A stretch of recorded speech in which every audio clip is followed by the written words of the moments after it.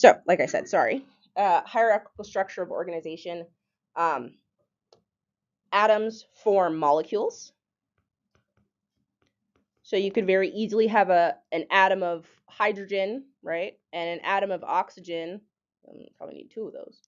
And they'll eventually join together and form the molecule H2O, right? So those atoms begin to form molecules. Those molecules will eventually become macromolecules.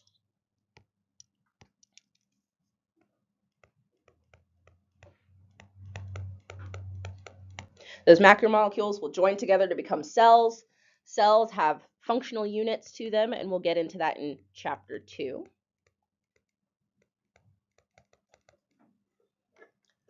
A group of cells working together for a similar goal will eventually form a tissue. Okay.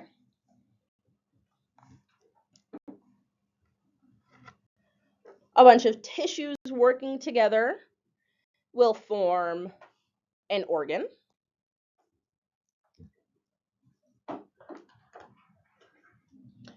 So an organ is made up of more than one what? Tissue. Yeah. An organ is made up of more than one tissue.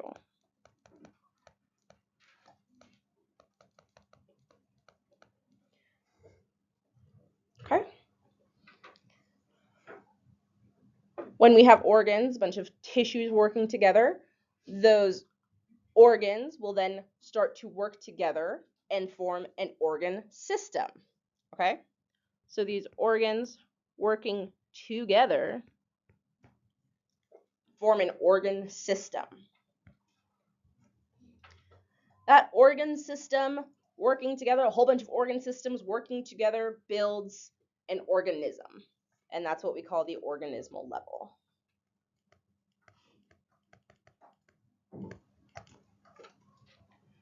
And that is the result of all of those easier, simple levels working in tandem, working together for the common goal of keeping a person alive. Yay, my organs.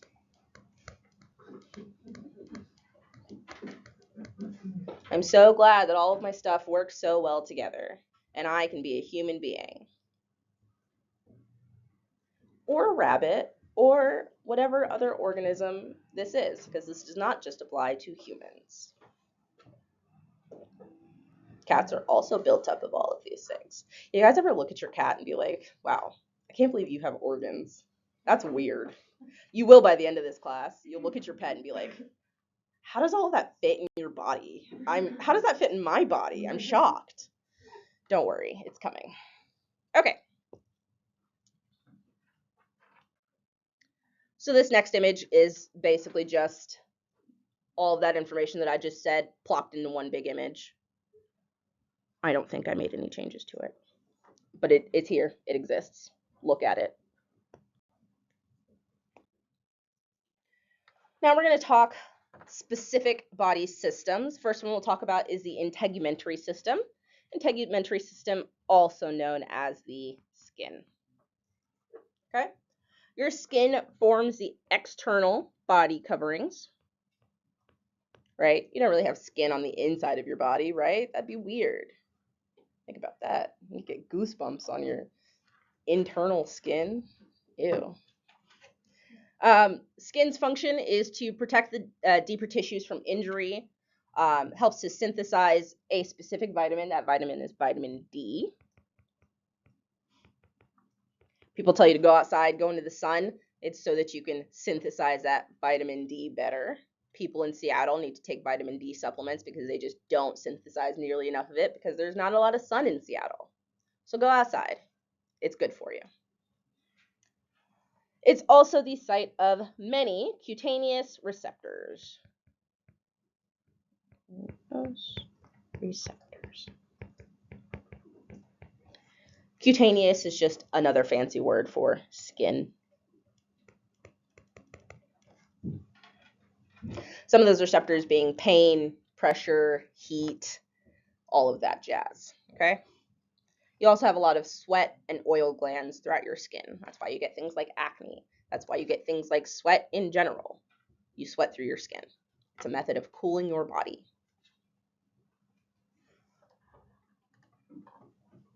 Okay? Am I good to move on? Cool.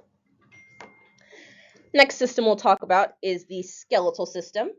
The skeletal system does quite a bit for your body. One of its main jobs is to protect your body's organs, as well as to support those organs. Okay?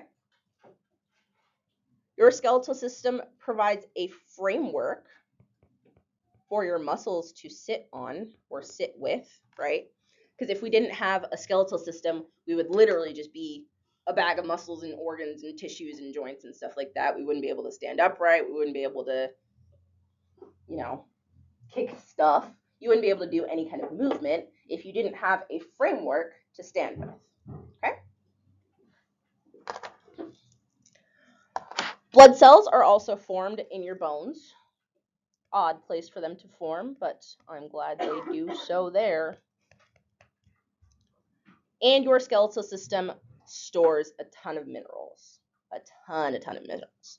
That's why when you were younger, people would say, make sure you drink your milk to get your calcium. It's good for your bones. There was some truth to that. Your bones store a lot of calcium. Other nutrients as well, but calcium. Okay? Next system is the muscular system. Your muscular system does quite a bit for our bodies. What's one of the main things that our muscular system does? Throw me a guess.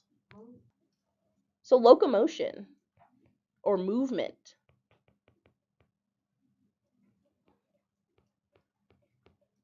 We would not be able to move if we didn't have muscles. Your muscular system helps with your facial expressions. There's so many muscles in your face. Don't worry, you're gonna learn a lot of them. It's gonna be a party. Muscles help you to maintain your posture.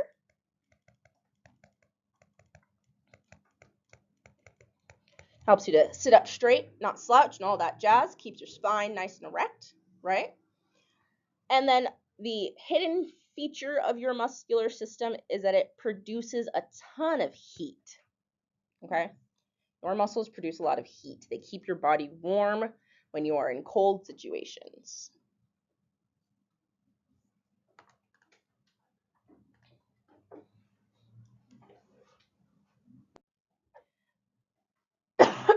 Pardon me.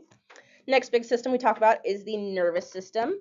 Nervous system is your control system. It is the boss of the body. Your nervous system is the one that tells everything else what to do, when to do it, how to do it, and why you're doing it. Okay? So your nervous system is super important. It responds to internal and external changes.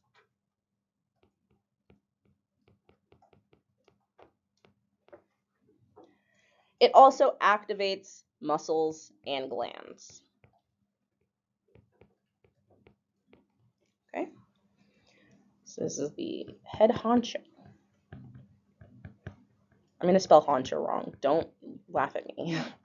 Of decision making. Draw a little brain. It's a little ugly on the bottom, but that's okay. There you go. I call the shots.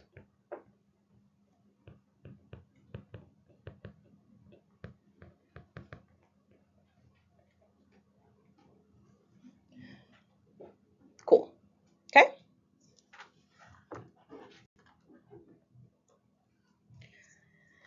Next on our list, we've got the endocrine system.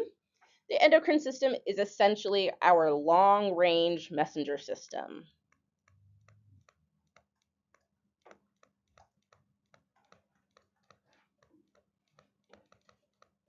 Do you guys remember back in the day when you had, I think they were called calling cards to call like another country? You'd have to like put money on the calling card, I'm getting some nods here and there. I know. Yeah. So the endocrine system is kind of similar to that, in which it sends messages from one part of the body to another via hormones. So these hormones regulate things such as growth, reproduction, and how nutrients of the body is used.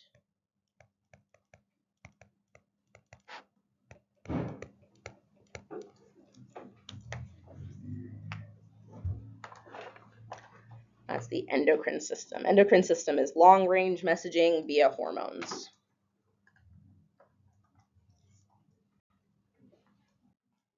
Okay. The cardiovascular system. Let's break that down a little bit. Cardio means what? Heart. Vascular means what? Blood vessels. Great. That's a good job of pulling pieces together, guys. Good job. Vascular is vessels, blood, etc. So this is the heart and blood vessel system. Okay? Blood vessels do what? They transport blood. Right? You got to move all that blood all the way throughout your body. Blood has lots of jobs. It carries oxygen and carbon dioxide, O2 and CO2. It also carries nutrients and wastes.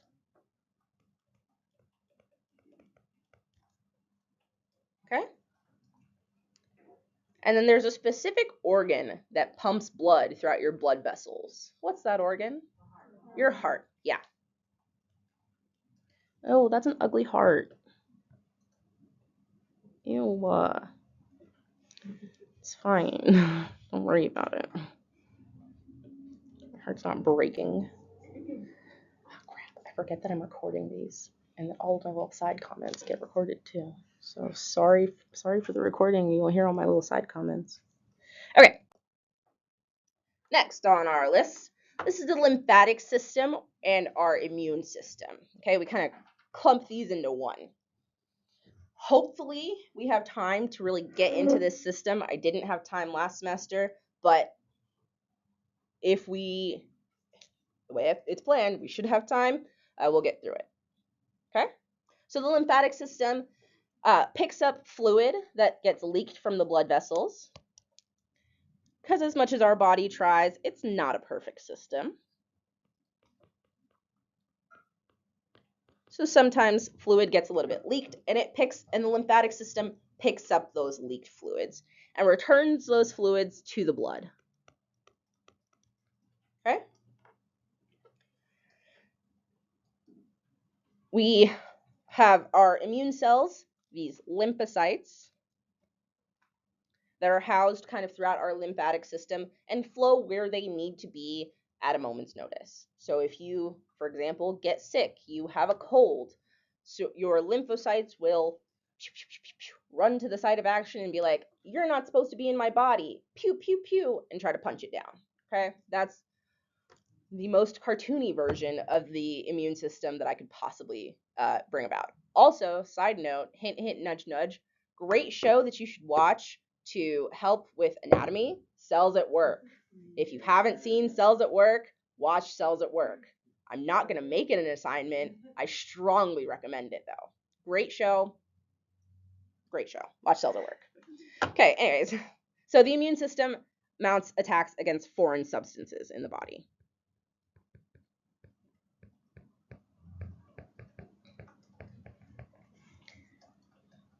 Basically, that white blood cell would be like, I don't know you. You can't have my purse.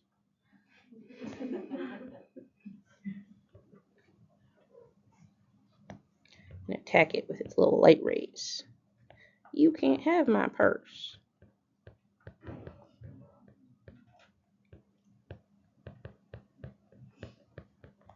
Until this one is dead. You with me? Cool. All right. The respiratory system. Guess what the respiratory system does? It helps you breathe. It keeps your blood supplied with oxygen. And it removes a very specific molecule called Carbon dioxide. Good job. All right. That gas exchange, that bringing in the O2 and kicking out the CO2, occurs in through the walls of air sacs in the lungs.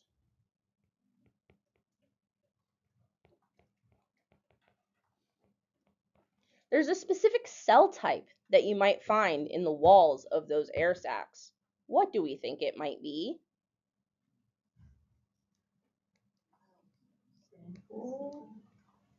It is simple.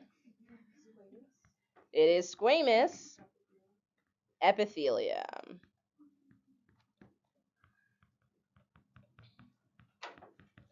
Why do we have simple squamous epithelium in those air sacs? Because less space to travel through.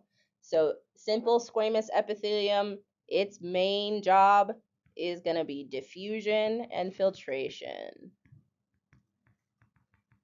You see how its structure leads to its function.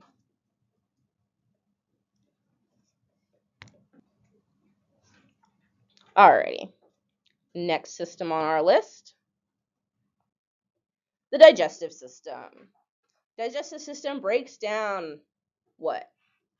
Food. It breaks down food into absorbable units, because a whole pizza, your body's not going to know what the heck to do with a pizza. It's going to say, what is this? What do I do with this? So it breaks it down into its more base components, the carbon, the protein, the fats, and says, oh, now I know what I can do with this. Give me that pizza. Yeah? Okay. Anything else that is not digestible, because there's quite a bit that our bodies just don't do it, gets transported and eliminated as what? Poop. As a little poopy.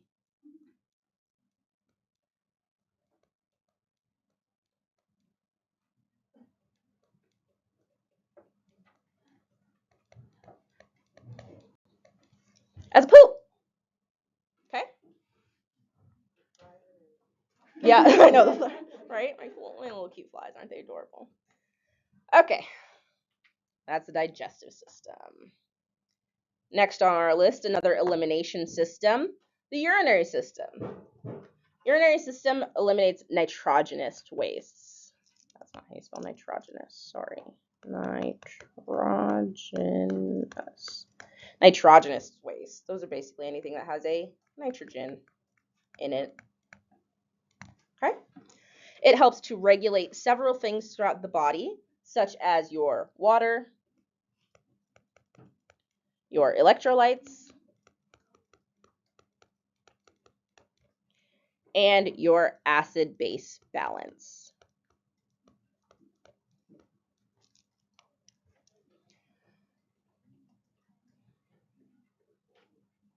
If you've got too much water in your system or in your blood, your urinary system is going to do its very best to pull as much of that water out of your blood as it can and flush it.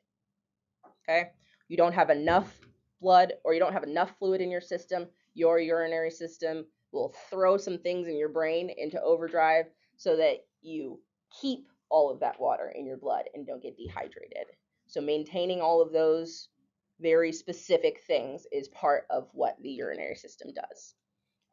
You will find throughout your healthcare careers that if the urinary system is messed up, there's a problem. There's a problem. Okay?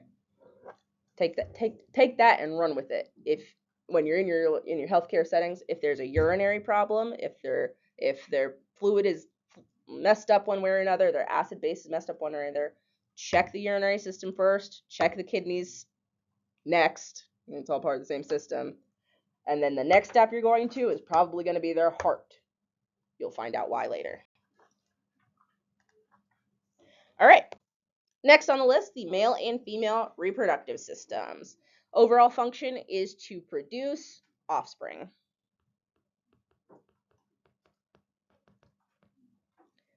What organ produces sperm and male sex hormones? The testes. Pee is stored in the balls. That's not true. That was a joke. Okay. The ovaries produce what? Sperm's counterpart. Eggs. Yeah. And female sex organs. The female structures serve as the sites for fertilization and the growing of the fetus. Fertilization and development of that fetus. And then the mammary glands produce milk.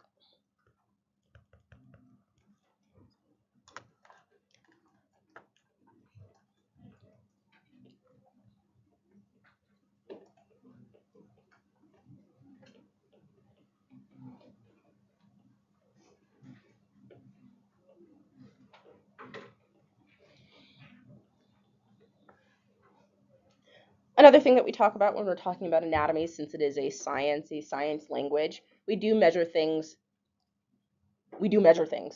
point blank period.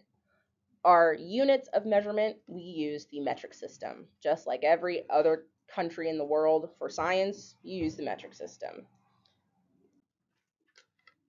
So some units of measurement, you have meters. What's one down from a meter? Centimeter, yeah. They even skipped one here. Millimeter. We could go micrometer, picometer. We could go even further than that. But for our purposes, we'll probably stop at micrometers. Okay? That is a measure of distance. Liters, milliliters is a unit of volume. Grams and kilograms is a measure of weight.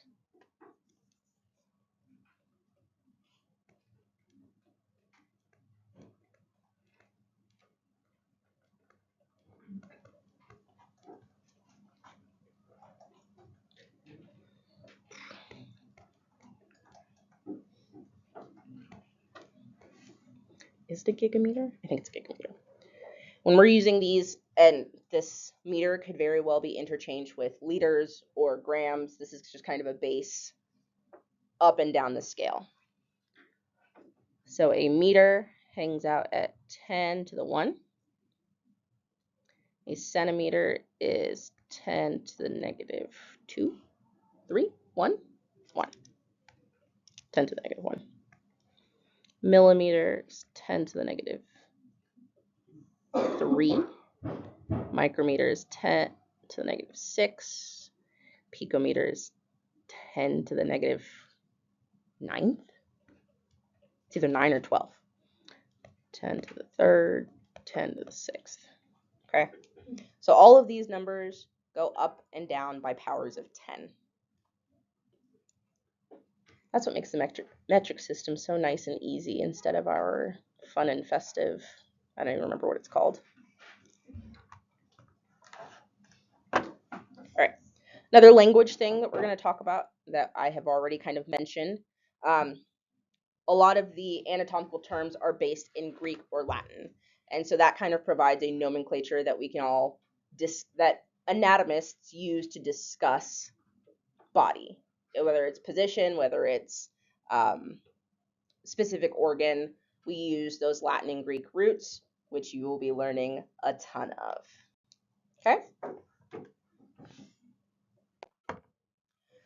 So, going back into gross anatomy, you have regional and directional terms that help us understand how a body could be oriented in space, right? There's what we call anatomical position, which is that common visual reference point.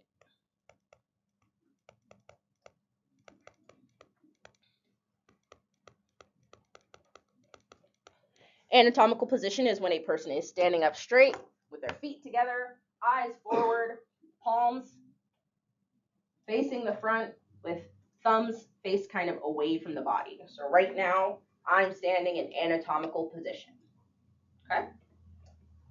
Keep this image in your mind. If I could stand on this desk and show you my feet, I would, but I think that might be a health hazard or a safety risk for me.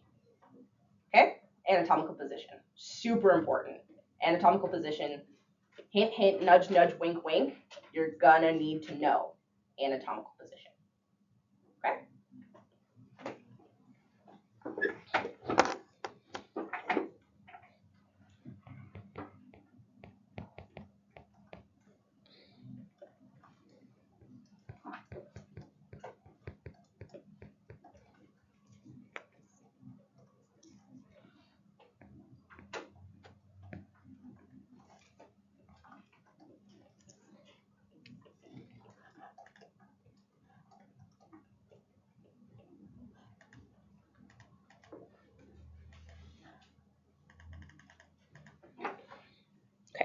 And so you guys remember we kind of talked regional terms. They exist. Because when we break up the body, we tend to break it up into regions. We have the axial region and the appendicular region. The axial region encompasses the head, the neck, and the trunk of the body. Okay? So the head, neck, and trunk of the body. Everything that is kind of sitting on an axis that I can pivot like this, that all is moving kind of together, is the axial skeleton. Head, neck, trunk. You're up axial. Okay? The appendicular skeleton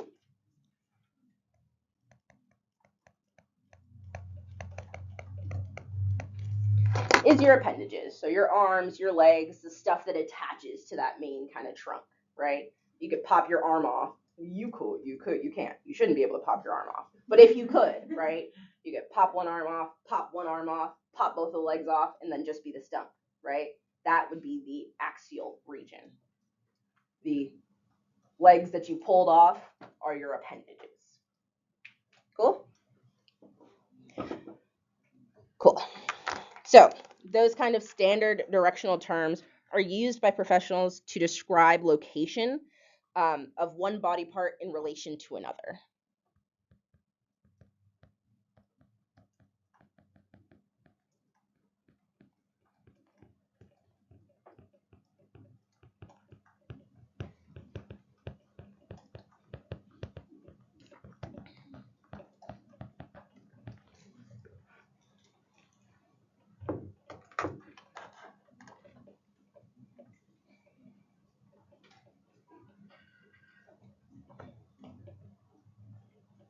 Cool? Cool. There are lots of regions in your body. Some of them are a little bit more intuitive than others. For example, the region that is right here around my eyes is called the orbital region. Your eyeball is called the orbit. So that makes sense, right? You have the orbits in your orbital region, right? Okay. What might the one around your mouth be? Buccal. That's a great guess. Buccal is definitely up there, but buccal is a little bit more your cheek area. This is actually the oral section. That's right where your mouth is. Okay?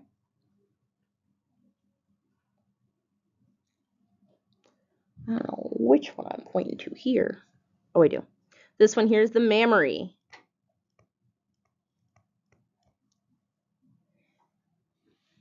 This one here. What might this be? It's this region. Brachial. Yeah, brachial is your arm, right? You remember, if you have to get blood drawn, they usually try to draw it right in here, in your brachiocephalic region. Brachiocephalic region. Okay? Brachio. And then you have some on your feet. Your knee is also known as your patella, so that's the patellar region. You will need to know a lot of these regions. It'll help you a lot when we're talking about bones in specific areas. That's the back. It exists. Fill in the back ones when you want to. It's also that image specifically is also in your textbook. Don't worry about it too much. Okay. So, directional terms are usually used to explain precise locations. We kind of talked about that. Terms are usually paired with their opposite. So, if you have something that is inferior, you will have something that is superior, right? Superior meaning above, inferior meaning below. Anterior and ventral is the front. So posterior, dorsal is the back. You have medial towards the midline, medial, middle, and you have the lateral off towards the sides. That Latin root L-A-T-E or L-A-T-E-R does mean side, okay? And if you have deep, then there is superficial. Okay? So, if I were to ask you, is my mouth inferior or superior to my nose? Inferior. It is below my nose. Is my heart laterally placed or medially placed? Medial. It's kind of right in the middle of your chest here, right? So yeah, it could technically be a little bit on the lateral side. That was kind of a trick question, but for the most part, your heart will sit right in here, right?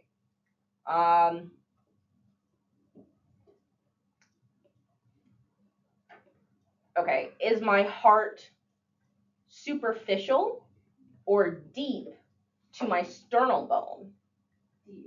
Deep. It's inside. It's further inside that body, right? So those are kind of the terms that we use to talk about directionality when we're talking about specific organs or organ pieces or something like that. Okay?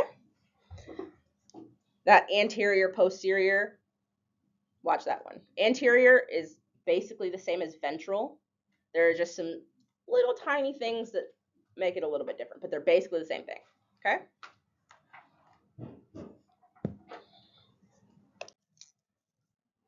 This image shows a bunch of the things, how things can be proximal, distal. Oh, we didn't talk about proximal, distal. Proximal is far, close to the trunk. Distal is far from the trunk. So my shoulder is a lot more proximal than the tip of my finger. That is a distal at a distance from the trunk. You with me? Okay. I think that's the only one we didn't talk about on that one. But this kind of shows a few of those terms and then some examples that you could use to find them. Okay? And then next, let's talk body planes. So there's a lot of different ways that we can break up a body. The first one we'll talk about is the sagittal plane. The sagittal plane extends vertically and divides the body into right and left parts. Okay? You can have a median sagittal plane or a mid-sagittal plane or a parasagittal plane.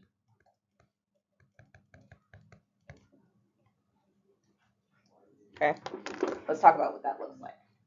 So if I'm standing here in anatomical position and you wanted to split me in half, right down the middle. This is my right side. Right side on one side, left side on the other. Okay, that would be a sagittal plane. Going right down the middle, that is a mid-sagittal plane. Say we made this cut a little off to the side, right? We made that cut here. Still vertical, still splitting me into right and left, but it's not exactly right down the middle, right? That would be a parasagittal plane. You with me? Cool. So that parasagittal plane is offset from the midline.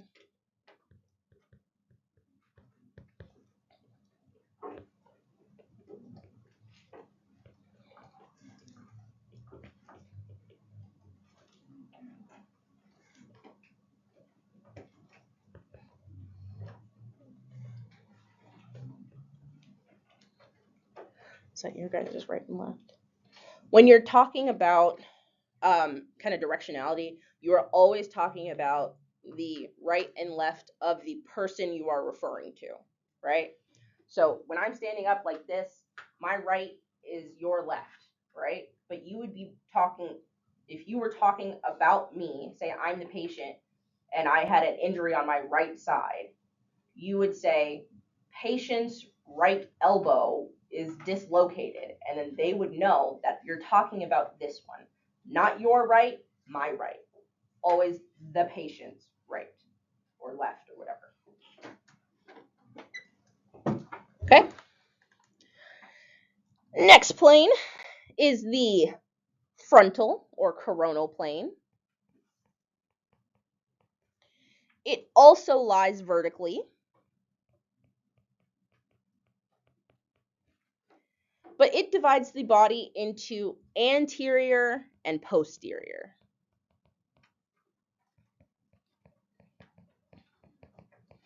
Okay. So again, if I'm standing up here in anatomical position, that cut's gonna cut me like if I could grab a guillotine and just right down the half of me. One part of me would fall forward, the other part of me would fall back. You guys know that TikTok? That the TikTok trend that's like it's the thing that's like falling forward and you stand. You know what? Does anybody know what I'm talking about? Yes. A couple people are with me. It's kind of imagine that if half of your body fell forward, the other half fell backwards. That's what that frontal plane is cutting you in. Okay. It's going to be a lot harder for me to draw it, so just use your imagination. I can't draw in 3D.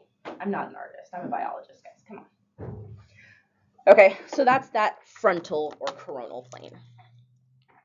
The transverse plane runs horizontally, and it divides the body into superior and inferior.